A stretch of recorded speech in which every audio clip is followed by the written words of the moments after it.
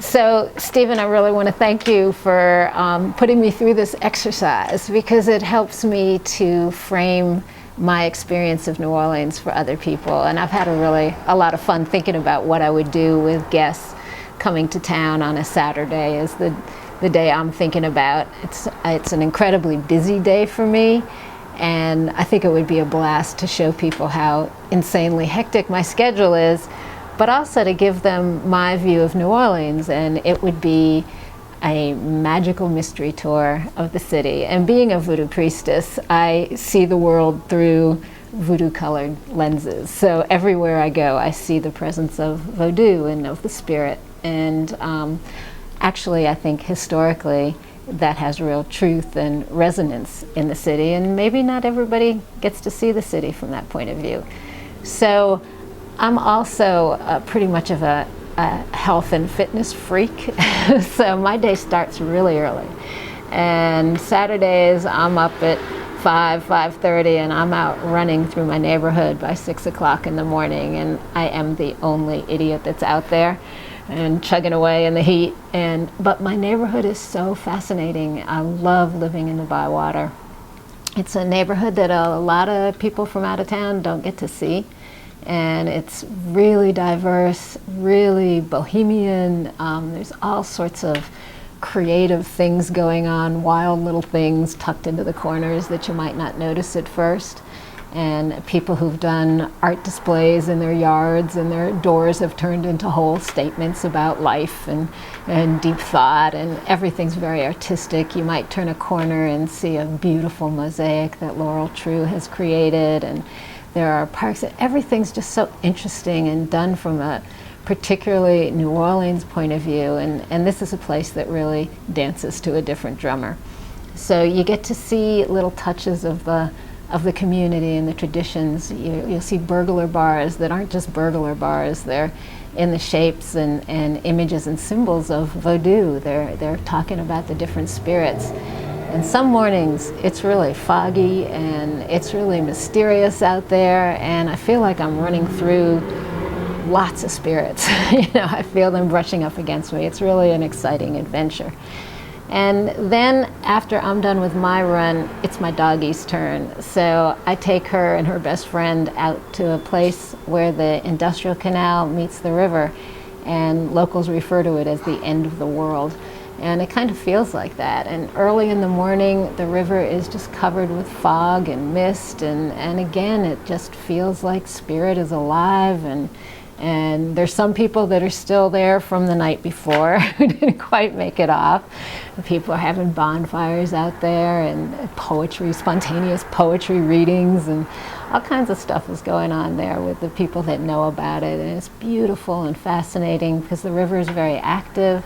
There's all kinds of bird life, and sometimes people see alligators out there, and ships coming and going, the bridge is lifting and shutting back down. It's really a fascinating and alive, unusual, hardly known place. So then my guests are probably waking up at that point and recovering from the night before. And at that point I would take them to my shop, the Island of Salvation Botanica, and in the New Orleans Healing Center. And I'd probably give them psychic readings. And I work with a crystal ball. I go into a deep trance and tell them whatever I'm seeing. Sometimes it goes into past lives and future experiences and all the things that are making up their experience of reality and what they can do to empower themselves. And the really interesting thing is that I don't remember a bit of it afterwards. And so I have to rely on them to tell me what they were told and how accurate it was. It's really very close to being in a voodoo trance state. So I'd spend a little time with them going over their story and what's going on with them, and let them sit in the shop a little bit, because even after 20 years, it's still incredibly fascinating and varied, and you never know what's going to walk through the door and what people are going to tell you and what they're going to want help with. It's all about healing and empowerment, so it all makes me feel good at the end of the day, and I still love every minute of it. I've had visitors from all over the world come in, and they just want to sit there for days on end and see what's going to happen next.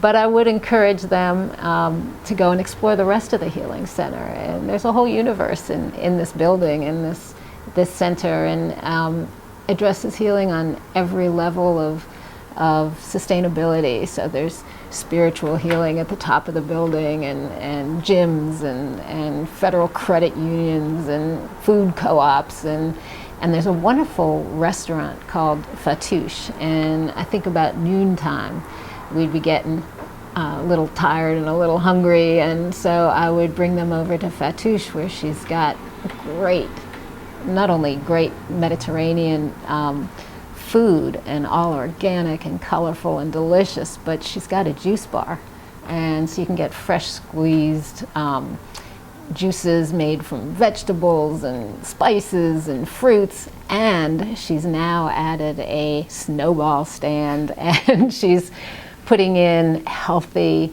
all fruit, all vegetable, no sugar added snowballs, and I'm in heaven because I love that stuff.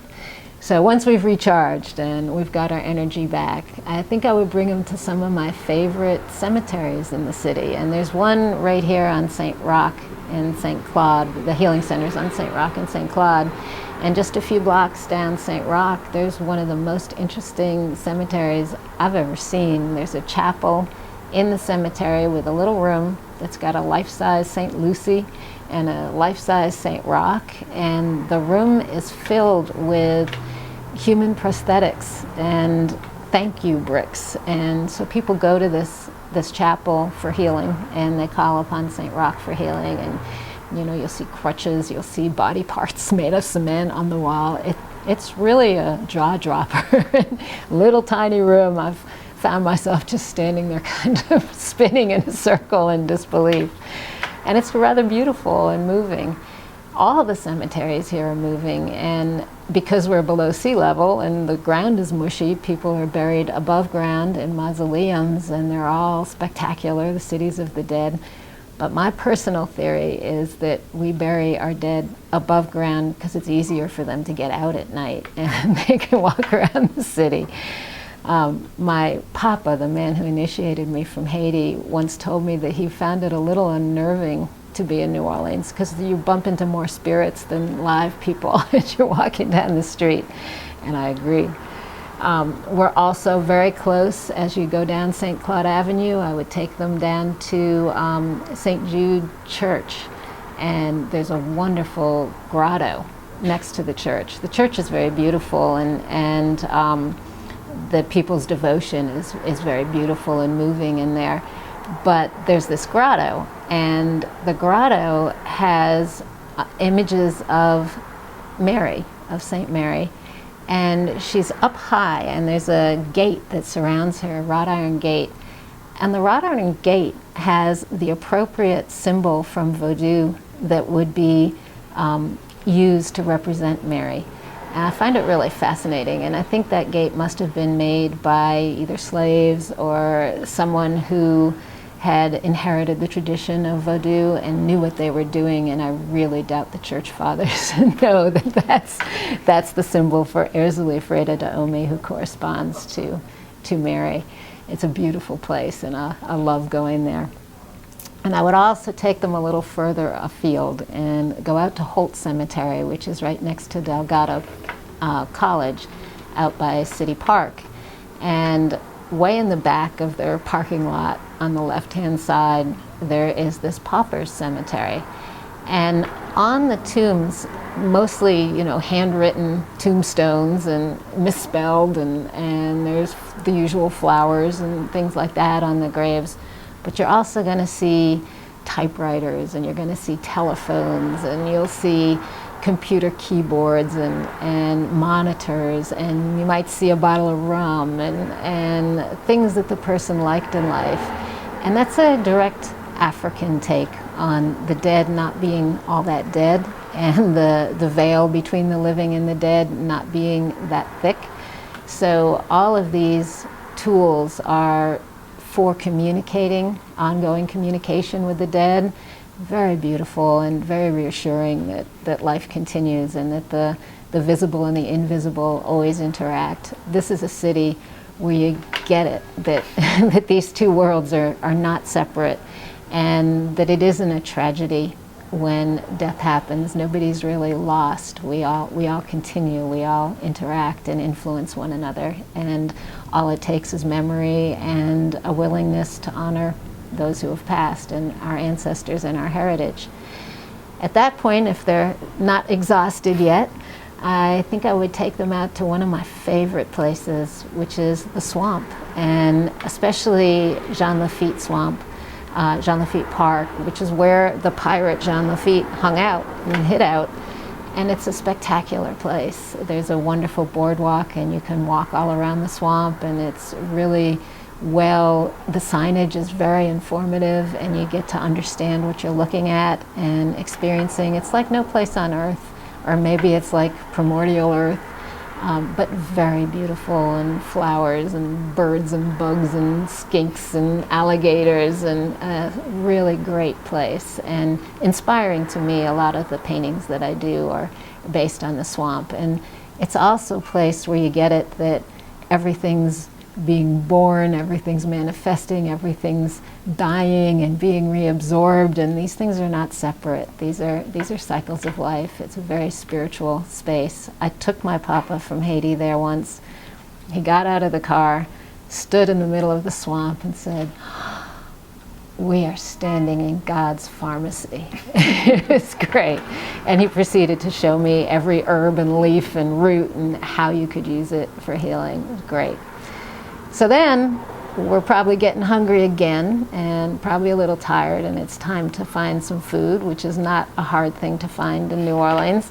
The trouble is always choosing who you want to eat with and where you want to eat. It's all good.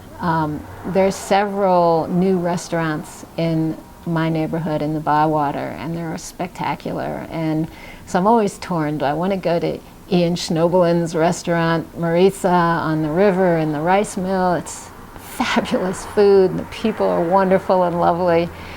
But I think Bava's gonna win out because I'm vegan. And Bava, Chef Annie, just creates the most amazing, delicious vegan dishes, and everything is made in-house, from sauces to homemade vegan cheeses that taste exactly like they're supposed to and have the exact right taste. And okay, so now we've finished dinner, and it's getting to be about 6:30, and we're heading back to my temple, which is in the Bywater, and we're going to go to the voodoo ceremony. And this isn't voodoo like in Hollywood. This is the real deal, the religion, and based in Haitian voodoo.